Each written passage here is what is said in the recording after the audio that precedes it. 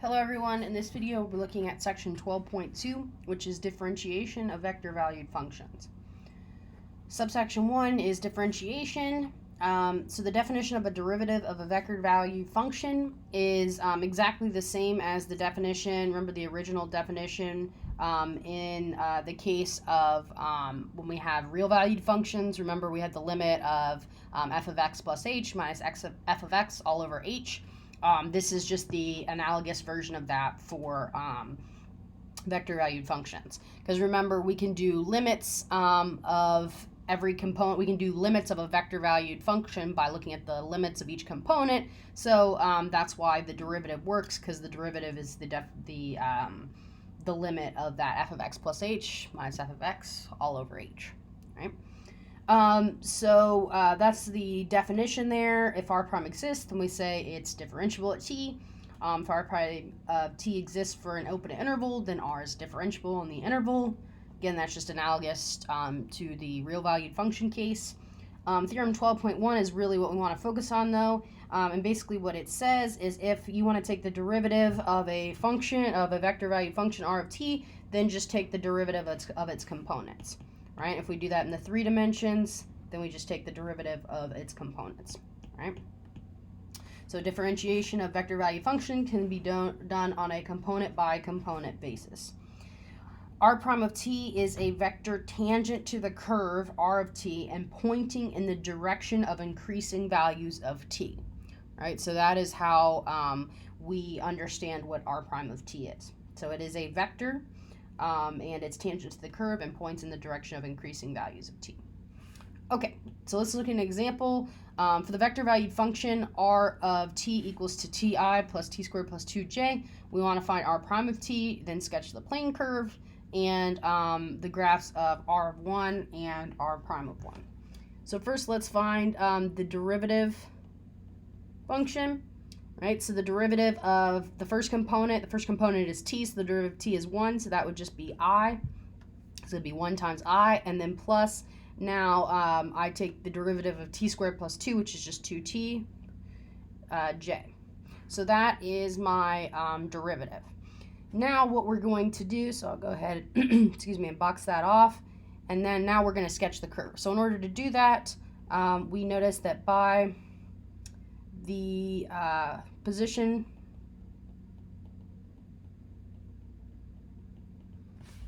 let me go back here. By the position function, or I'm sorry, not the position function, by the position vector, r of t, we get the parametric equations. Remember, whatever's in the I component is my x, so t is in the x component, so it's just x equals to t, and y equals to whatever's in the j component, so t squared plus 2. So we've got our parametric equations for this vector value function, and then from parametric equations, we can convert that to the rectangular coordinate system, right? So this corresponds to the rectangular equation. And here I know what this is already solved for t, right? So I go to y equals t squared plus 2, and I plug in x equals t in there. So y equals, so instead of t squared, I get x squared plus 2. So that is my corresponding rectangular equation, right? And we know how to graph that, just a parabola shifted up too. So let's go ahead and graph that. So we'll make these a little bit bigger. 1, 2, 1, 2, 1, 2, 3, 4, 5, 6. Maybe I can shift those up a little bit. 1, 2, 3, 4, 5, 6.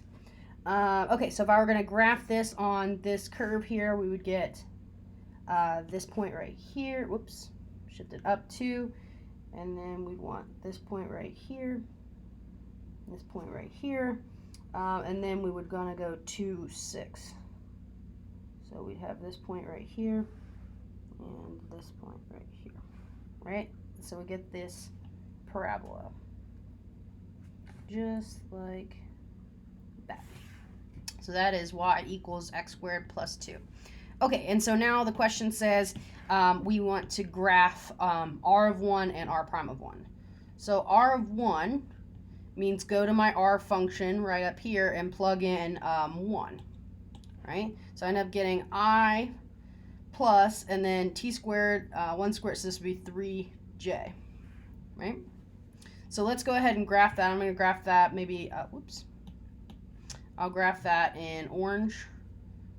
All right, so here, remember that looks like this vector that starts here, 1, and it goes up 3, right? So that would be this vector right there, right? Its final point, its terminal point is that.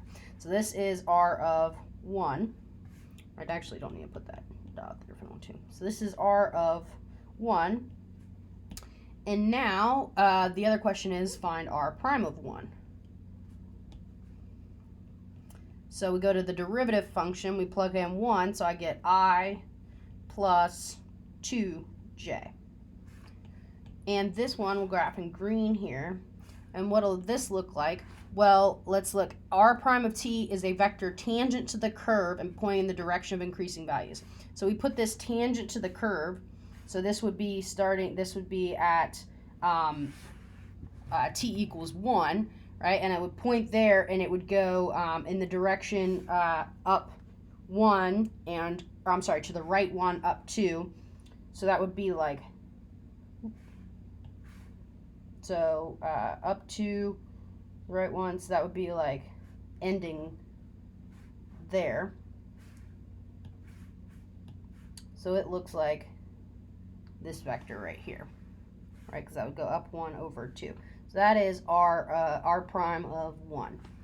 So it's tangent to the graph at t equals 1, right? Because this corresponds to t equals 1, and it points in the direction of increasing values of t.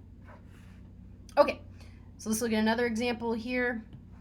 For the vector value function, find each of the following. So the first derivative, again, not too bad. Just take it component by component. So the derivative of cosine is negative sine of t times I, plus derivative of sine is cosine, so cosine of tj plus 2k. All right, so that is my first derivative there. So now I take my second derivative, and just like before, how do we find second derivatives? Well, we take the derivative of the derivative.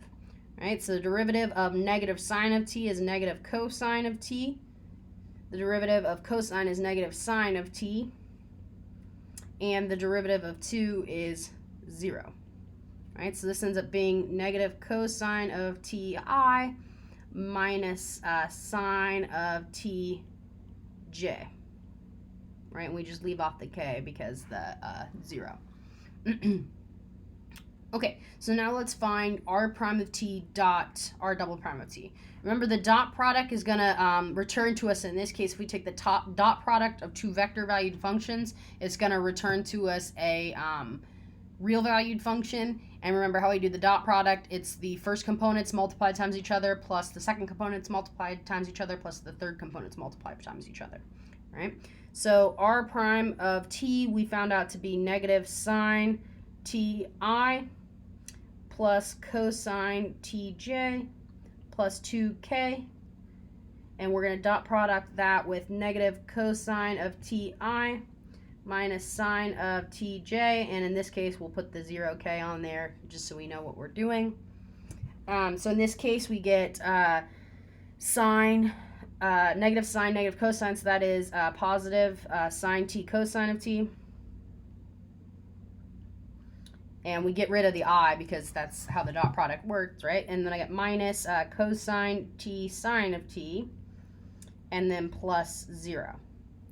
And notice these are just exactly opposite signs of each other, so that equals to 0. So this whole thing equals to just the constant function 0. Okay, so then let's look at the cross product. So when we do the cross product, remember we do the IJK thing.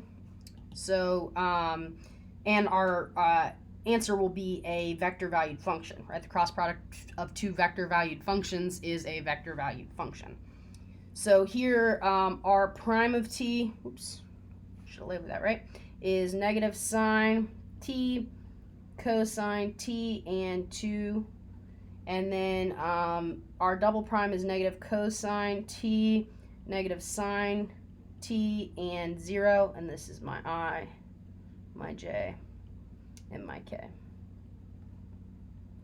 So I get here cosine t2 negative sine t0 I minus negative sine t2 negative cosine t0 j plus negative sine t cosine t negative cosine t negative sine t k. So when I multiply this out, I end up getting positive 2 sine t I minus negative, and then I get the minus from the determinant, so there's actually 3 negatives. So this is minus 2 cosine of t j, and then plus here I get sine squared t plus, because minus negative, cosine squared t. Okay. And we know sine squared plus cosine squared is equal to 1. So this whole thing is 2 sine t I minus 2 cosine of tj plus k. And as you'll notice, this is a vector valued function, right? Just as we predicted it would be, because that's how the cross product works. Okay, so now let's look at some properties of the derivative. So 1 and 2 are just the same as in the real valued function case. If I have a constant multiple, then I just leave it alone, leave it on the outside. Like if I was taking the derivative of 5x squared, what I do, it's 5 times the derivative of x squared, which is 2x, which is 10x, right? That's kind of the constant multiple rule. So the same works here. If I want to take the derivative of the sum of 2, I just take the derivative of each piece. The second 3 here kind of go together, and it's what happens when it's like I take the derivative when I do some sort of like multiplication, right? First, when I do multiplication with a real valued function and a scalar, or I'm sorry, a vector valued function, this the result here is kind of like a product rule in the derivatives of real valued functions, right? It's very similar to that. Leave the first one alone plus the derivative of the second, or I'm sorry, this one, leave the first one alone, derivative of the second plus derivative of the first, leave the second alone. Now when I do the derivative of the dot product, it's the same thing. It's like a product rule. And when I do the derivative of a cross product, that's also true. I also can find every time, this is kind of like a cheating way to do the derivative of the dot product. I could also just find the dot product, take the derivative, and I would get the same answer. Same here. If I wanted to find this, I could always just find the cross product, then take the derivative. But we'll see in the examples that we do, sometimes it's easier to use these formulas. 6 is kind of like almost like a chain rule, right? If I have a function, a real valued function inside of a vector valued function, then when I take the derivative of that, it's r prime, leave the inside alone, derivative of the outside. And then if I take, if r dot itself is equal to c, then r dot, the derivative, is equal to 0. Right? And I think that one is actually a byproduct of 4 there. Okay, so let's look at an example where we practice using these properties. So here let's let r is equal to 1 over t minus j plus ln of k, and u of t is equal to t squared I minus 2tj plus k, and we want to find each derivative. And so we'll look at the derivative of the dot product and the derivative of the cross product of these different functions. Okay, so the derivative of r of t and dot u of t, so that's going to be property 4 is what we'll use here, right? So d dt of r of t dot u of t, that is equal to, by that formula, r of t dot u prime of t plus r prime t dot u of t. So let's fill in what these functions are. So r of t is just 1 over ti minus j plus ln of tk. And then we're going to dot that with u prime of t. So let's go ahead and take the derivative of u of t. So this I would get 2ti when I take the derivative minus 2j plus 0k when I take that derivative. And then plus, and now I take the derivative of r, right? So the derivative of 1 over t, remember this is t to the negative 1, so this ends up being 1 over t squared I minus the derivative of negative 1 there is 0, so this is minus 0j, plus the derivative of ln, which is 1 over t k, and then dot, we're going to leave now, leave u alone, so t squared I minus 2tj plus k. So remember, how does the dot product work? I just multiply their components and add them up. So in this case, I end up getting, let's see, 2j. No, I'm sorry, I lose the components, right? So if I multiply, and this should have been I right here. So I'm multiplying this times this, right, or their components, right? So 1 over t times 2t, which is going to give me 2. And now I get minus, so now I'm multiplying this times this, so I get plus 2. So plus 2, whoops. Plus 2, and then 0. And then now I get minus 1. And then 0, and then 1 over t. Right, so my final answer here is 2, 2, and 1, so that gives me 3 plus 1 over t. And that's what we'd expect, right? Because the dot product of two vector valued functions is a real valued function, and then the derivative of a real valued function is also a real valued function. So that is what we expected to get. So remember I said this is property 4 that we used is just a property, right? It's just trying to make life easier. But I really could have found this dot product first and then taken the derivative of it. So let's try it that way and make sure we get the same answer, right? So now alternatively, let's look for r of t dot u of t.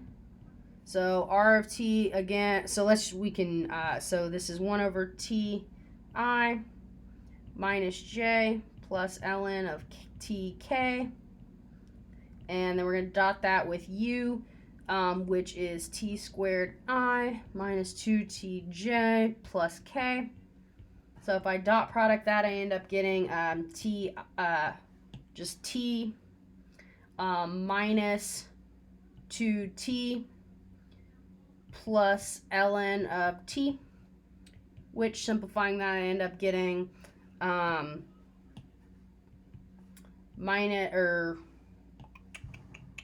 wasn't what I was thinking I would get. Oh, because this is supposed to be a plus, right? 2 negatives. So I get 3t plus ln of t. And now I can take the derivative of that. So the derivative of r of t dot u of t, right? That was what we were trying to find in the beginning. So that's the derivative of that function we just found, because we just found r of t dot u of t. So the derivative of 3t plus ln of t, which gives me 3 plus 1 over t, which is the exact same answer, right? So in this case, maybe it's easier to just do the dot product first, then take its derivative instead of doing the formula. But in the next video, when we do the cross product here, you'll see that it's actually easier to use the formula. So let's go ahead and finish this video here, and we'll pick up in the next video with the derivative of that cross product.